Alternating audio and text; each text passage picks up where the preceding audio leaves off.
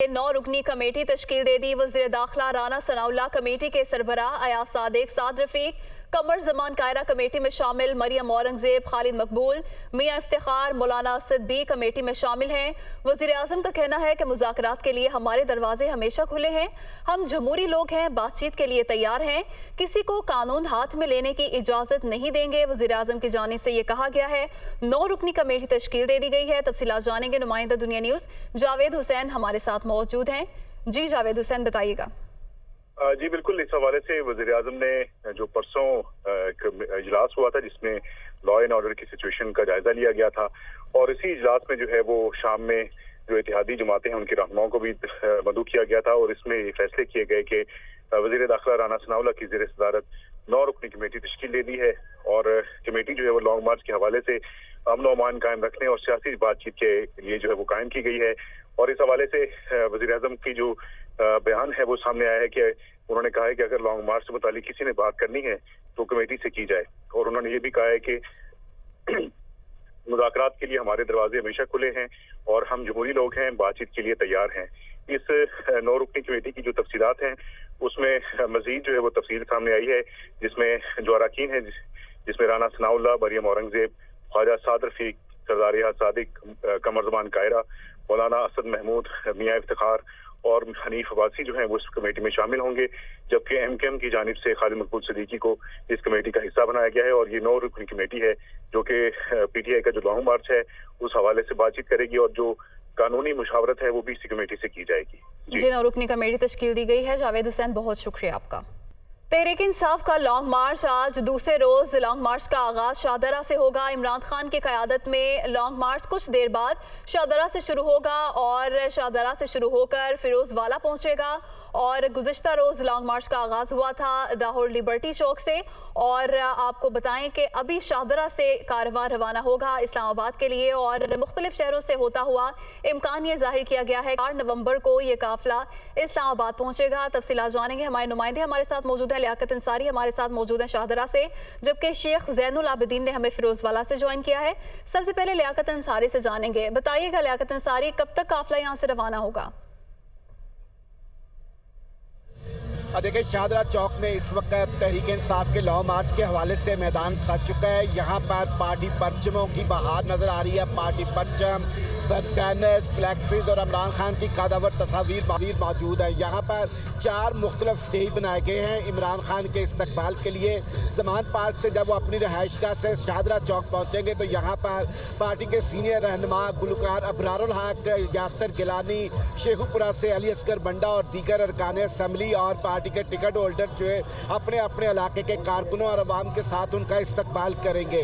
इमरान खान जो कि कल लिबर्टी से दादा दरबार तक लॉन्ग मार्च का पहला मरहला मुकम्मल कर चुके हैं। आज दूसरा रोज़ है लॉन्ग मार्च का, जो कामों की तक जाएगा। रूट इसका कुछ इस तरह से होगा कि शाहदरा जो चौक है यहाँ से इमरान खान के खिताब के बाद जो है वो लॉन्ग मार्च का आगाज़ होगा, और उसके बाद फिरोजवाला में ये लॉन्ग मार्च पहुँचेगा। फिरोजवाला से ये जो है मुरीद के जाएगा और वहाँ से सादों की और कामों की में आज दूसरा मरहला या दूसरा रोज जो है लॉन्ग मार्च का ख़त्म होने का इम्कान है, जिसके बाद तीसरा मरहला जो है वो कामोकी से गुजरांवाला तक का होगा। और यहाँ पर पीटीआई की मरकज़ी क़यादत भी लाहौर में मौजूद है। जमान पार्क में इमरान खान से आज जो है अहम मुशावरत होगी। उसके बाद ये पार्टी रहनुमा जो है वो शाहदरा चौक के लिए आएंगे। पीटीआई की क़यादत का कहना है कि ये लॉन्ग मार्च 4 नवंबर को जो है वो इस्लामाबाद में दाखिल होगा। रास्ते में अब मुख्तलिफ मुकामात पर इस तरह इसका क़याम होगा, जिसमें मुकामात पर क़याम होगा। लियाकत, आप साथ ही रहेगा, शेख ज़ैन की जानिब बढ़ते हैं। ज़ैन, बताइएगा, फिरोजवाला में मौजूद हैं, यहाँ पर कौन सा लीडर इस्तकबाल करेंगे और क्या इंतजाम किए गए हैं? पाकिस्तान तहरीक इंसाफ का जो हकीकी आज़ादी लॉन्ग मार्च है आज वो दूसरे रोज़ में दाखिल हो चुका है। चेयरमैन पाकिस्तान तहरीक इंसाफ इमरान खान शाहदरा से इस लॉन्ग मार्च का आगाज़ करेंगे, और ये फिरोजवाला का मुकाम है जहाँ पर मैं मौजूद हूँ। यहाँ पर इस लॉन्ग मार्च को पहला इस्तकबालिया दिया जाएगा।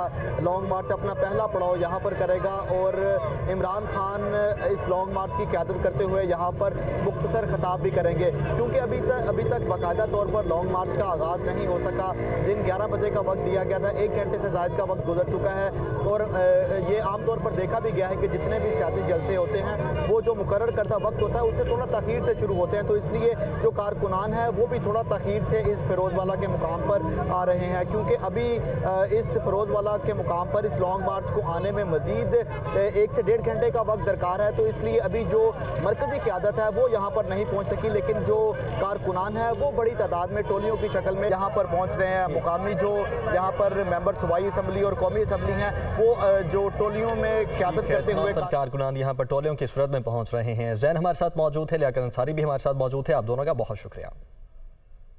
रुख करते हैं इस्लामाबाद का। इस्लामाबाद में रेड जोन के इलाके में 4 किलोमीटर की तौसी कर दी गई है। 0 पॉइंट, सोहरवर्दी रोड, सरीना चौक, 5th एवेन्यू और मारगला रोड का कुछ इलाका भी रेड जोन में शामिल होगा। कमरुल मुनव्वर इस वक्त हमारे साथ मौजूद हैं। कमर, बताइएगा ये 4 किलोमीटर का कौन सा एरिया है जिसे मजीद बढ़ाया गया है?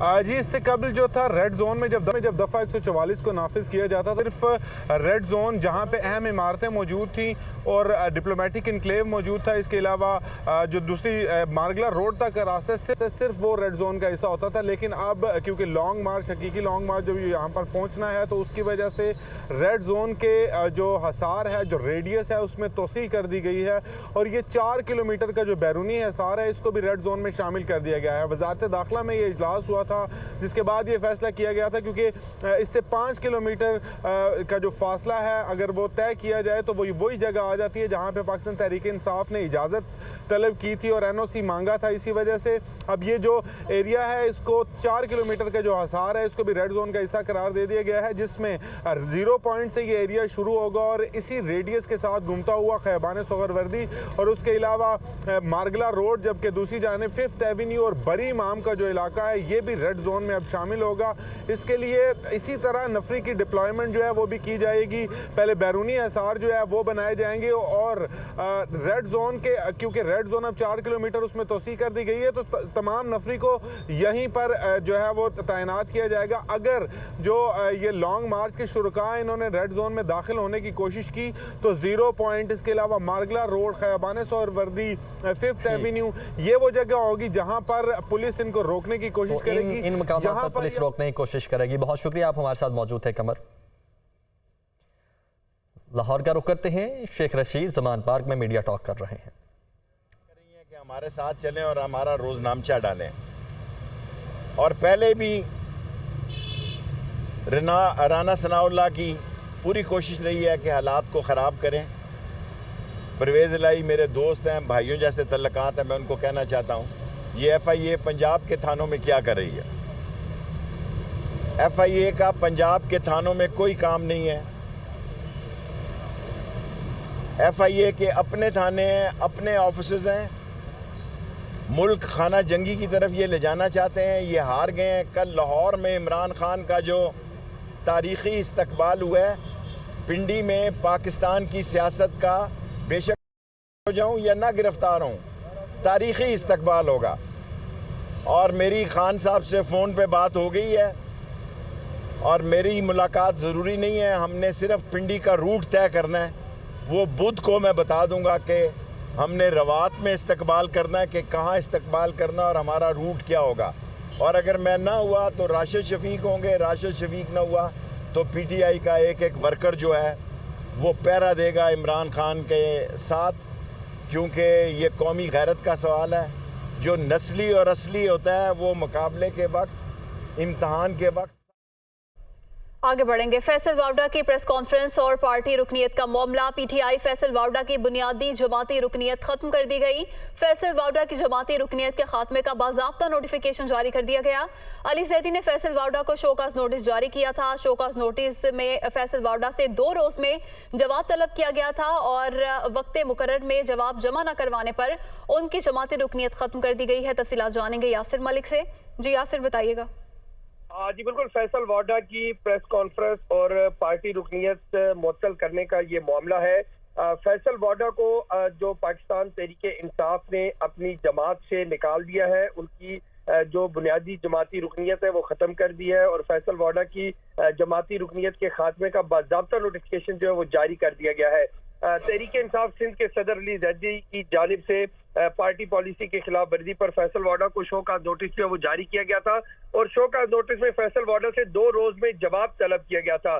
मुकर्रर वक्त पर जवाब जमा न करवाने पर उनकी जमाती रुकनीत जो है वो खत्म कर दी गई है और इस नोटिफिकेशन पर बाकायदा तौर पर जो पार्टी के चेयरमैन है इमरान खान उनकी जानिब से दस्तखत भी कर दिए गए हैं। तो इस तरह अब जो साबिक वफाकी वजीर है फैसल वाडा और पाकिस्तान तहरीक इंसाफ के रहनुमा थे, अब वो पाकिस्तान तहरीक इंसाफ के मेंबर नहीं रहे हैं। बाकायदा तौर पर उनको पाकिस्तान तहरीक इंसाफ से निकाल दिया गया है। जी यासिर, बहुत शुक्रिया आपका।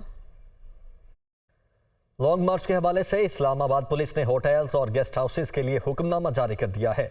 कोई होटल या गेस्ट हाउस लॉन्ग मार्च के शुराका को कमरे नहीं देगा। पुलिस की जानिब से यह कहा गया है रोजाना की बुनियाद पर होटल और गेस्ट हाउसेस की चेकिंग होगी।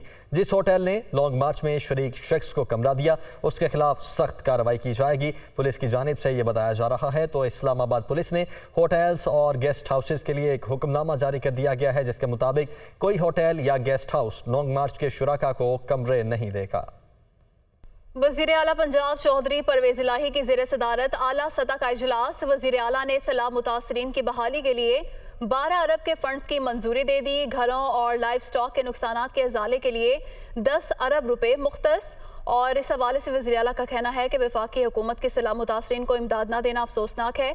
लियाकत अंसारी से तफसीलात जानेंगे। जी लियाकत अंसारी, बताइएगा इस इजलास की तफसीलात। आज बिल्कुल वज़ीर आला पंजाब चौधरी की ज़ेर सदारत ये इजलास हुआ और जो पंजाब में सैलाब से मुतासरा इलाके हैं वहाँ पर उनकी बहाली के इकदाम का जायजा लिया गया है। इस मौका पर वज़ीर आला पंजाब चौधरी ने 12 अरब रुपए के फंड की मंजूरी दी है और कहा है कि जो सैलाब से मुतासरीन है इन सैलाब मुतासरा अफराद को जो है वो पंजाब हुकूमत तनहा नहीं छोड़ेगी। इस मौके पर वज़ीर आला पंजाब का कहना था कि दुनिया भर से जो है वो मुख्तलिफ अदारों ने और मुख्तलिफ हुकूमतों ने जो है पाकिस्तान की सैलाबजदगान के लिए मदद की, लेकिन वफाकी हुकूमत ने एक पैसा भी जो है वो पंजाब गवर्नमेंट को नहीं दिया। वज़ीर आला पंजाब का कहना था कि पंजाब हुकूमत अपने वसाइल से सैलाबजदगान की मदद कर रही है और इस हवाले से जो मुख्तलिफ अदारों की मदद से जो सर्वे किए गए थे उसमें नुकसानात का जो अंदाजा करने के लिए जो इब्तदाई तफसीलात आई हैं उसकी रोशनी में जो है वो फंड मुख्तस कर दिए गए हैं और अब मरहलावार इन अफराद के जो मुतासरा अफराद हैं उनकी बहाली के लिए इकदाम किए जाएंगे। जो घर तबाह हुए हैं उनके घरों के लिए भी अब प्लान मुरतब किया गया और पहले ही पंजाब जी लियाकत अंसारी, बहुत शुक्रिया आपका। Welcome back. बुलेटिन में आगे बढ़ते हैं। किसानों को डीएपी खाद और बीजों पर सब्सिडी देने का फैसला। हुकूमत का किसानों के लिए रिलीफ पैकेज तैयार, वज़ीर आज़म ऐलान करेंगे। डीएपी खाद की कीमतों में 15% से ज़ायद कमी होगी। डीएपी खाद के नरखों में कमी का बोझ हुकूमत खुद बर्दाश्त करेगी। इब्तदाई तौर पर डीएपी खाद पर सब्सिडी पैकेज आइंदा सीजन के लिए होगा। तो किसानों को डीएपी खाद और बीजों पर सब्सिडी देने का फैसला किया गया है। मुदस्सिर अली राना इस वक्त हमारे साथ मौजूद हैं। मुदस्सिर, बताएगा जो किसानों की जानिब से मुतालबात किए गए थे, ये जो इकदाम लिए जा रहे हैं ये किस हद तक उन मुतालबात से मुताबिकत रखते हैं? जी, किसानों के लिए अच्छी खबर है और हुकूमत की जानिब से ये फैसला किया गया है कि किसानों को खाद के नरखों में कमी की जाए और वफाकी हुकूमत ने अब ये फैसला कर लिया है कि डीएपी की खाद की फ़ी बोरी की जो कीमत होगी उसमें एक बड़ी मिकदार में कमी की जाएगी। वजारत ख़जाना हकाम और वजारत सनत व पैदावार ने खाद मैन्युफैक्चरर्स के साथ मिलकर ये फैसला किया है कि आइंदा सीज़न के लिए किसानों को डीएपी खाद की कीमतों में कमी दी जाएगी और तकरीबन जो वजारत ख़जाना की जानिब से बताया जा रहा है कि तकरीबन 15 से 17% फ़ी बोरी पर जो है वो कमी कर दी जाएगी। इसके साथ ही ये भी बताया जा रहा है कि जो अहम फसलों के बीज होंगे उन पर भी किसानों को सब्सिडी मिलने का इम्कान है, जिसमें जो कि आइंदा सीज़न के लिए फसलें होंगी उन पर सब्सिडी मिलेगी। ज़राए वजारत ख़जाना की जानिब से बताया गया है कि सैलाब के बाइस बड़े पैमाने पर तबाहकारियाँ हुई थी, अब जिसके लिए ये फैसला किया गया है कि किसानों को सब्सिडाइज नरखों पर बीज और खाद फराहम किया जाए, क्योंकि सैलाब से चारों सूबों में जो सबसे ज़्यादा शुबा मुतासर हुआ है वो ज़राअत का हुआ है। तो इसी तनाजुर में ये फैसला किया गया है कि अब किसानों को सब्सिडाइज और जो मुख्तलिफ अक़साम के बीज हैं वो फराहम किए जाएँ। ज़राए की जानिब से जो बताया जा रहा है कि खाद की डीएपी की खाद की फ़ी बोरी का जो खाद की कीमतें भी कम की जा रही हैं, बीजों की कीमतें भी कम की जा रही हैं। मुदस्सिर, बहुत शुक्रिया आपका।